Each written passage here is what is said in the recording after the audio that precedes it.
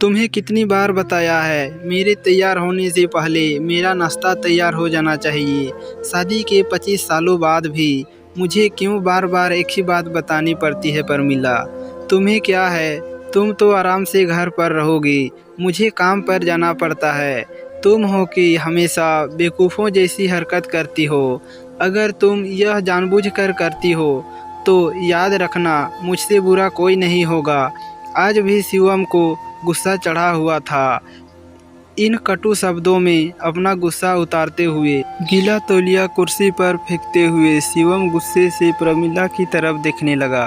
प्रमिला के लिए शिवम क्या है, बेवजह का गुस्सा कोई नई बात नहीं थी। वह महीने में 3-4 बार ऐसे ही प्रमिला पर बरस पड़ता था। पहले पहले प्रमिला उसका विरोध किया करती थी, लेकिन जब कई सालों तक शिवम में कोई बदलाव नहीं दिखा तो प्रमिला ने खुद को ही बदल दिया। अब शिवम के कुछ भी कहने से प्रमिला को कोई फर्क नहीं पड़ता था।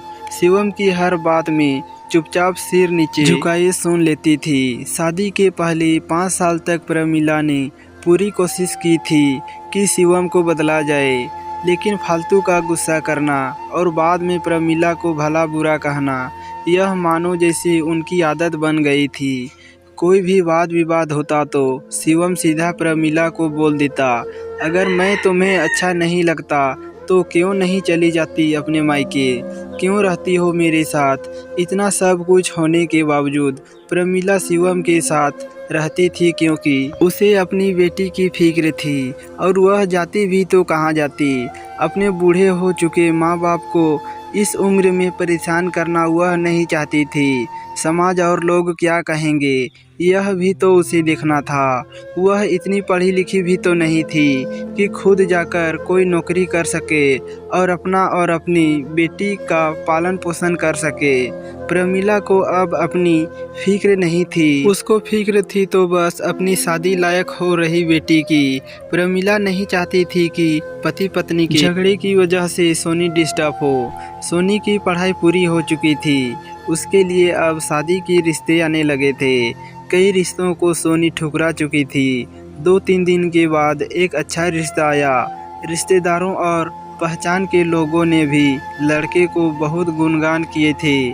शिवम एक शाम अपनी बेटी के पास बैठकर उसे बताने लगा, सोनी बहुत अच्छा लड़का है, पढ़ा लिखा है, बड़ा घर है, बहुत अच्छी नौकरी है।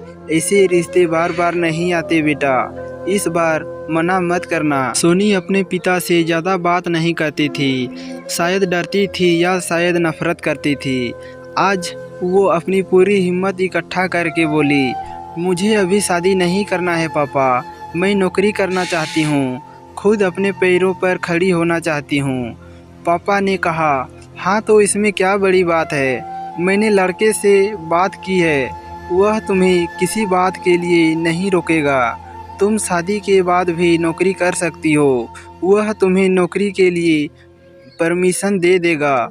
शिवम बोला, मेरा नौकरी करना या ना करना उसकी परमिशन पर क्या डिफरेंस रहेगा पापा। सोनी ने पूछा। शिवम ने कहा, मैं कह रहा हूँ ना, तुम्हें किसी भी चीज़ की कमी नहीं होगी वहाँ। ऐसे रिश्ते बार बार नहीं आते, इसे ठुकराना मत, बहुत खुश रहोगी तुम वहाँ। सोनी बोली, पापा क्या मैं उतनी ही खुश रहूँगी जितनी मम्मी इस घर में खुश है। सोनी ने तंग करते हुए कहा, आज तुम्हारी ज़बान कुछ ज़्यादा ही चल रही है। शिवम गुस्से से आंखें बड़े करते हुए बोला, पापा मुझे शादी ही नहीं करनी है, क्योंकि शादी के बाद अगर वह लड़का आपके जैसा निकला तो मैं क्या करूँगी।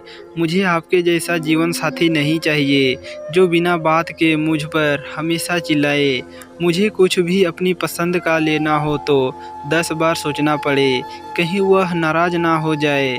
मेरी तबीयत कैसी भी हो उसे परवाह ना हो, रोटी थोड़ी सी मोटी बन जाए तो सर पर उठा ले, उसकी चेकबुक ना मिले तो भी मेरा ही दोष निकाले और हर छोटी मोटी बात पर मुझे मायके जाने के लिए कहे। सोनी ने अपना दिल खाली करते हुए पापा से सब कह दिया। शिवम का गुस्सा 7वें आसमान पर था, लेकिन उसके मुंह से एक भी शब्द नहीं फूट रहा था। वो सोनी की बातें सुन रहा था। सोनी उतना ही बोलकर चुप हो गई।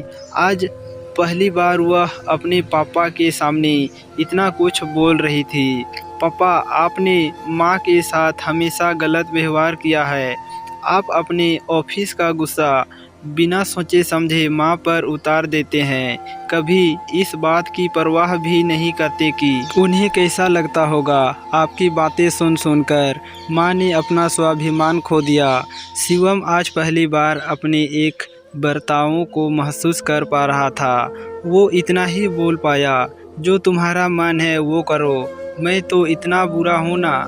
सोनी ने शिवम का हाथ पकड़ा और बोली, पापा, मुझे सिर्फ एक सवाल का जवाब दे दो।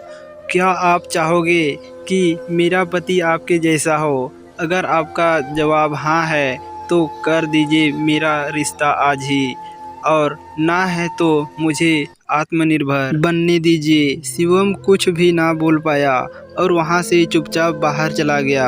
आज उसे प्रमिला के सामने जाने में शर्म आ रही थी। चलते चलते उसकी आंखों से आंसू बह रहे थे। शिवम ने सोचने लगा, आज से अपने आप को बदलने का निश्चय किया करूँगा। अगले दिन से प्रमिला ने अपनी पति के काफ़ी बदलाव देखा। वह सोचने लगी कि जो हिम्मत सोनी ने दिखाई है, वह हिम्मत अगर मैं पहले ही दिखा देती तो शायद आज परिस्थिति कुछ और होती। अब सोनी पढ़ लिख कर अच्छी नौकरी करने लगी थी और 3 साल बाद उसके लिए एक अच्छा रिश्ता आया। और उसके विदाई पर शिवम बोला, बेटा तू हमेशा खुश रहेगी क्योंकि तेरा पति मेरे बाप जैसा नहीं है। शिवम की यह बात सुनकर प्रमिला और सोनी की आंखों से आंसू बहने लगे। दोस्तों, हमारे समाज में औरतों को भले ही देवी का दर्जा दिया जाता है, लेकिन वह स्वतंत्रता नहीं दी जाती है जो उन्हें देनी चाहिए। उन्हें बचपन से ही बताया जाता है कि वह पराया धन है। स्कूल से आने में देर हो जाए तो पिटाई मिलती है। मोबाइल पर बातें करते हुए दिख जाए या खिड़की से झांकते हुए दिख जाए तो शक किया जाता है। माँ बाप का घर तुम्हारा घर नहीं, पति का घर ही तुम्हारा घर है। जीवन भर यह बातें बता बता कर उन्हें ससुराल भेज दिया जाता है और एक दिन किसी छोटे मोटे झगड़े में ससुराल वालों से उन्हें सुनना पड़ता है कि इस घर को छोड़ दो और मायके चली जाओ।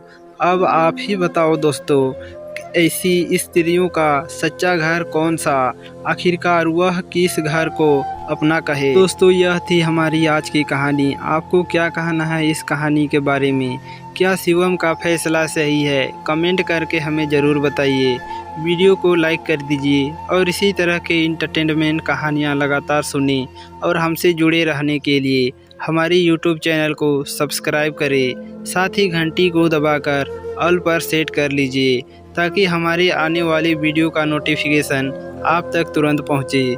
तो दोस्तों, मिलता हूँ आपसे अगले वीडियो में। तब तक के लिए धन्यवाद।